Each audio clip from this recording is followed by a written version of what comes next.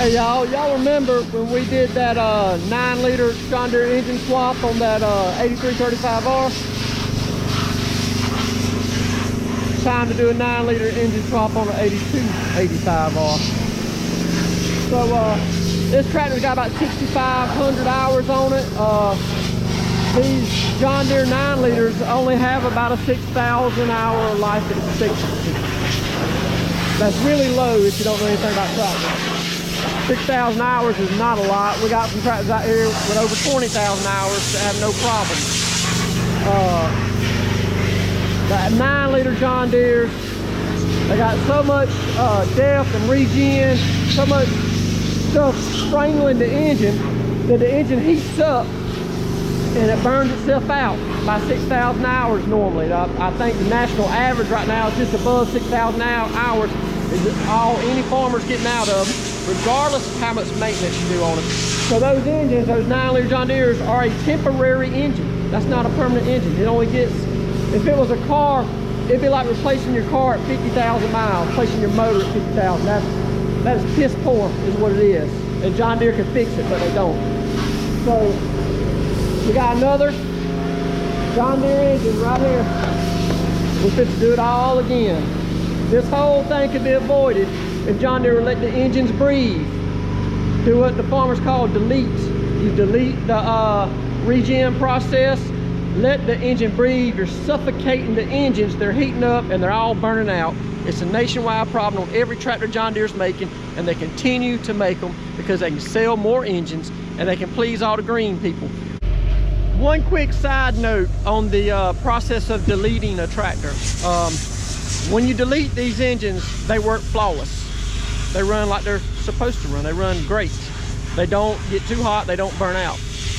But if you have anything go wrong with your tractor, John Deere will not work on it if the tractor is deleted. So if you have a lift sensor go bad, if you have a problem that has nothing to do with the engine whatsoever, and you have that tractor needs work on it, they will not touch it because it's been deleted. So if you make the engine where it will work properly, John Deere refuses to work on your tractors. They won't allow you to have a tractor that works properly. Think about that. Y'all ready? Yep. Guys, let's get it. No, look at it. This shit's gonna come off the edge. Hold on to it. I got it. Try to look.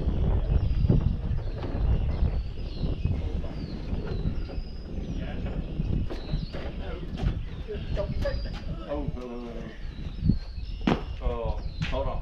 You got it? Yep. Just hold that for flexion. I think that's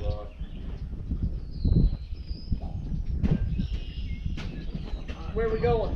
let's just go straight. Get it a little lower to the ground. Go in there where the potato planter at. That's out of the way. It's got to do past that there. Hey, you got buckets. Oh, set up.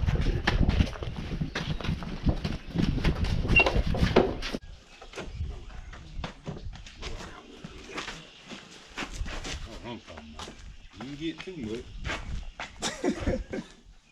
The first step swapping this engine, we got the hood off, got the fenders off, we're blowing it all off, getting everything clean so we don't get any dirt where we don't need dirt. Once we get it blowed off, we'll get the pressure washer and get it super duper clean, and then we're gonna back it down in the barn and get with it. So this right here is why the 9-liter John Deere's all fail. If yours has not failed yet, it will fail. They all fail, and this is why. That engine has to exhale through this filter. This is an exhaust filter. So all the air that the engine breathes out has to go through this. This thing weighs close to 50 pounds. It is solid as a rock. This is metal. This is not a paper filter. This is metal. This is where the hot exhaust fumes are going. I don't know if you can tell, but you can't even shine a light through there. Yet the air is supposed to go through there.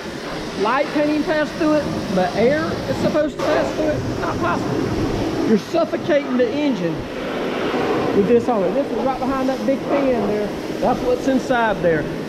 As long as this is inside that can on the side of these tractors, these engines will continue to blow up. They're just being melted. They're suffocated. The heat can escape. The engine burns out from the inside out. That's just all it is to it. But running one of these engines with that exhaust filter on is like you wearing 5 of your Fauci masks and trying to run a marathon. You can't breathe, you can't exhale. It's anybody with any common sense whatsoever. You don't have to be an engineer. You don't have to be some expert at John Deere. Any human being that can think will realize that that filter is blowing these motors up. It's very easy to solve, John Deere. Very easy to solve. So, one remedy we have for this problem is these 4960s, which at one time was the Cadillac of all John Deeres. These 4960s right now, at the time of filming this video, they sell for about 60 grand. Now this is an older tractor. This tractor was built in the 90s. It's an older tractor. But this is the best tractor John Deere ever made. These tractors don't fail. You can buy these tractors for 60 grand right now on the internet. Will it do as much work? That's an 8R. 8R is a lot better tractor, a lot bigger, a lot nicer. There's an 8R that we're cleaning up right now, getting ready to swap this motor in. One of them right now on the internet is anywhere from 170 to 200,000. That vintage, 170, 200,000. So you can buy 3 of these pretty easy for one of them. Now, I guarantee you 3 of these do way crap more work than one of them, besides all the downtime that one of them's going to have for all the engine problems. If that tractor, if your 8R runs right, which it never will, if it ran right, it can't do as much as 3 4960s. So if you can find these, you can get your hand on one of these, you're ready to get some work done. If you're looking at buying an 8R, you better think long and hard about that investment. See y'all next time.